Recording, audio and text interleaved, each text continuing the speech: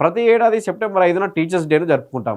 భారత తొలి ఉపరాష్ట్రపతి డాక్టర్ సర్వేపల్లి రాధాకృష్ణన్ జయంతి సందర్భంగా ఉపాధ్యాయ దినోత్సవాన్ని జరుపుకుంటాం. రాధాకృష్ణన్ విద్యారంగానికి చేసిన సేవలు, ఆలోచనలు మరవలేనివి. 1888 సెప్టెంబర్ 5న తమిళనాడులోని తిరుత్తని అనే గ్రామంలో ఆయన జన్మించారు. ఒక సాధారణ మధ్యతరగతి కుటుంబానికి చెందిన సర్వేపల్లి రాధాకృష్ణన్ చిన్నతనం నుంచే ధార్మికంగా పెరిగారు. వాళ్ళ తండ్రి వీరస్వామి రాధాకృష్ణన్ను పూజారిగా చూడాలని ఆశపడ్డారు. కానీ రాధాకృష్ణన్ ఆలోచనలు వేరు. తాను కోరిన మార్గాన్ని ఆయన ఎంచుకున్నారు. 1910లో టీచర్గా కెరీర్ మొదలుపెట్టి అద్భుతంగా పాఠాలను బోధించి ఎంతోమంది మేధావులు దేశానికి అందించారు. 1929లో ఆక్స్ఫర్డ్ యూనివర్సిటీ నుంచి గెస్ట్ లెక్చరర్గా ఆహ్వానం అందుకోవడం ఆయనకు గొప్ప గౌరవంగా నిలిచింది. వారణాసిలోని బెనారస్ హిందూ యూనివర్సిటీకి 9 ఏళ్ల పాటు వైస్ ఛాన్సలర్గా ఆయన సేవలు అందించారు.